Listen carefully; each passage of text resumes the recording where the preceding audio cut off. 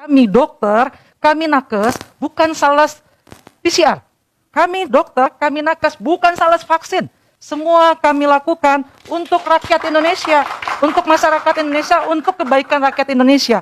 Tolong diingat, kami tidak ada hubungannya dengan PCR, kami tidak dapat uang sepeser pun dari PCR, kami menggunakan PCR sesuai kebutuhan. Bukan sebagai sales atau apapun, kami tidak terlibat dalam ini. Ini saya mau tegaskan kepada masyarakat Pak Karni, biar kami tidak mulu dituduh, kami tidak mulu jadi kambing hitam. Yang saya koreksi kepada pemerintah, karena PCR ini harganya satu Bang, mahal ya Bang ya.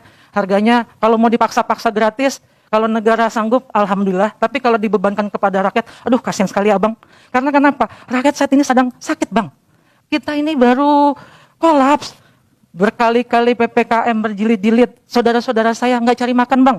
Tidak mata, banyak yang dipecat. Banyak perusahaan, mal-mal yang tutup, yang bangkrut. Jadi banyak saudara saya tidak punya pekerjaan. Boro-boro dia untuk PCR, untuk antigen pun bahkan yang mungkin dibilang murah itu mahal Bang bagi mereka. Tuh, orang yang berdagang ke Jakarta misalnya dari Bandung atau dari mana, dari Jawa, bawa sayur ke Jakarta, PCR misalnya 3 hari. Itu berapa uangnya? Atau dia antigen, berapa juga uangnya? Pagi dia antigen dulu, kapan dia dagangnya Bang? Kalau tiap hari antigen, nggak jadi dia cari uang gitu. Dan jangan lupa, akibat wabah ini berapa banyak saudara kita yang meninggal, tulang-tulang punggung keluarga itu meninggal.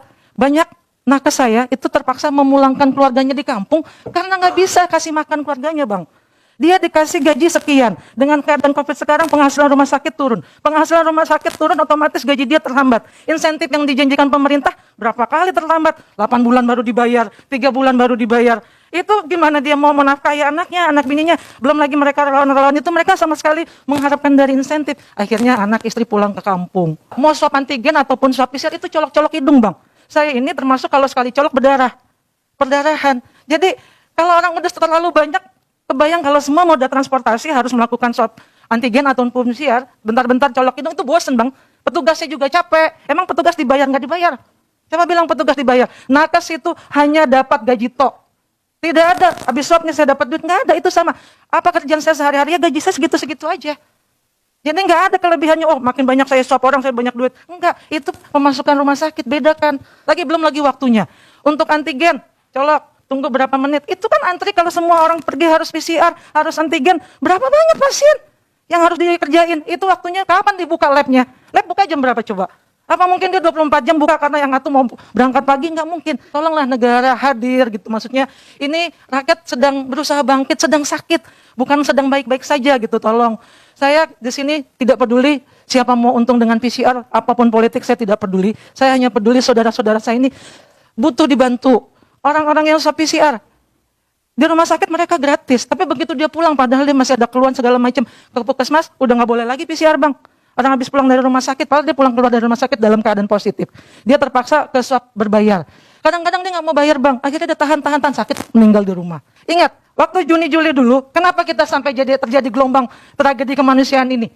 Karena masuk varian Delta. Kenapa itu masuk? Masuk dari luar. Jadi yang penting saya mohon kepada pemerintah, tutup pintu masuk. Tolong, tertibkan pintu-pintu bandara. Jangan biarkan ada pengkhianat-pengkhianat yang bisa dibayar. Seperti kasus Juni-Juli dulu.